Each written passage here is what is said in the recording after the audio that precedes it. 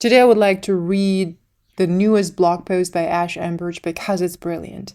If you're learning to communicate your ideas in English in very simple, yet vivid and straightforward words, if you're new to metaphors and analogies and you have no idea how to use them, read this post, listen to this reading, and take a lot of notes.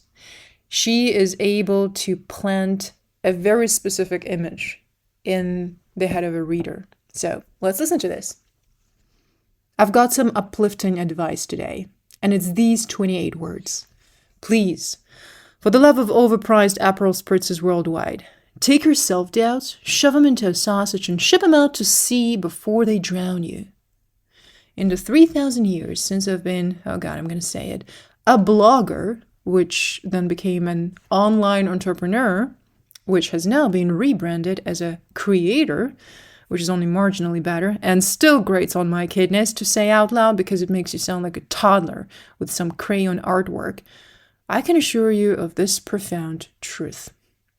If you want to create a rich and fulfilling creative career, if you want to set up a life of pleasure and adventure and deep satisfaction where you can go on plane trips and read books and hike in the woods and take your kids to gasp at the world, if you want to bring your work with you to Idaho to see your mom and visit your aunt, and then take off for a month to Ireland to photograph the ocean, and squish the land between your toes, and dry off in front of a roaring fire with a whiskey and a stocky barman named Callum, and then go outside and look around at ancient castles and 800-year-old yew trees and feel like you're alive, then you cannot be a coward.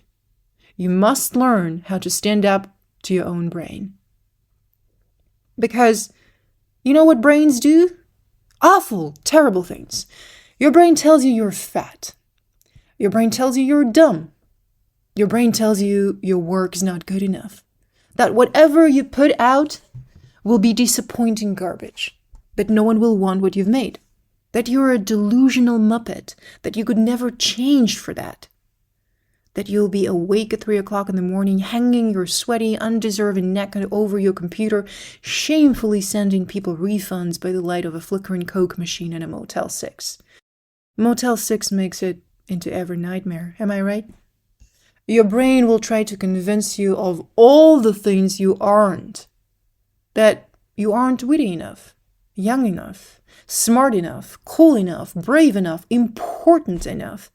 Your brain will tell you you're an obtuse, fungus-filled udder for even thinking you could write, draw, speak, paint, photograph, start a Substack, and actually make money with your ideas.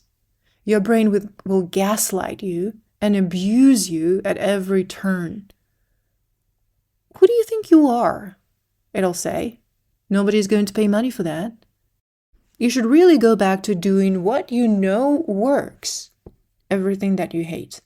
You're trying really hard to just be happy and grateful for what you've got, which, to be clear, amounts to a bowl of cereal and an old box of number 10 window envelopes. You mustn't be greedy, your brain will advise. You must stop acting like you're so special. You aren't special. So why can't you just be satisfied? Brains sabotage the most beautiful ideas. So when you ask me, how can I do the work I love while also maybe traveling more and enjoying my life and learning the bagpipes and doing the kinds of creative projects I dream about? I'll tell you what the first question is. Can you do what is necessary? Can you silence your brain long enough to actually attempt something great? This is not the same as doing what feels good. There's a lot of talk about that, but I'm not interested in pursuing kumbaya, but living like a pauper. Being selfish forever, that's the name of this column, is about maximizing pleasure and adventure and, critically, financial security. Yes to travel. Yes to experiences. Yes to being independent and free and excited by your own existence again. But also, yes to mature achievements. And intellectual pursuits and retirement accounts and excellent health insurance and maybe even an investment property in Maine that you rent out and also stay in wherever you feel like. and also as many West Elm vases that can fit onto one marble-topped pedestal coffee table. Selfish Forever isn't about chasing juvenile whims. This is about being an adult who's decided to have their cake and eat it too, because the modern world has given us options, and it's time to stop listening to the demagogue inside your brain and start analyzing what those options really are. Art is worth money. Your ideas are worth money. Your creativity is a very real product in the modern economy. A comforting and or disturbing fact: 80% of the people who are successful are actually mediocre to bits. But they're great at one thing: execution. They follow the steps without overthinking it. And as a result, they're more successful than someone sitting in their living room with a salami sandwich in their hand. Not because they're brilliant, but because they're there. They aren't afraid to take up space. It's a game of odds. This is the frustrating flip side of the internet. Mediocre people find more success because mediocre people aren't perfectionists. It's the people who really care that get the short end of the stick. Because while they're overthinking their every step, someone else is actually taking steps. Can you do what is necessary?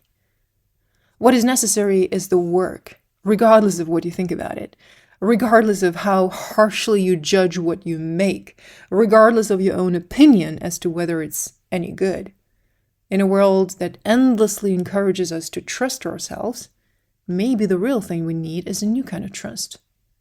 Not the kind of illusory, saccharine-filled unicorn trust that most vapid internet cheerleaders pump you with. You're great! You're magic! Wow, look at your tits! But rather the kind of deep, profound trust that comes from showing up to do the work every day, without fail, in solidarity with yourself, in order to honor what you actually want. Instead of what you've convinced yourself is an acceptable substitute for the life you almost had, but didn't. If you want to read this text with me, I'm inviting you to join the community of practice, where you will find the text and where you can request feedback on your reading. Trust me, this is one of the best exercises to improve your fluency and improve your understanding of the rhythm of English. If you're someone who practices presentation skills in the English language, if you want to learn to influence people, if you want to learn to communicate the meaning of the words rather than simply the words, do this exercise more often. Open any book you have at home and start reading out loud. Read it to someone else and see if they can see what you see. Because as you read, all they have is your voice. They do not see the text just like you do. So it's your job to deliver meaning and to show them what you see on the page you're looking at. Thank you very much for listening.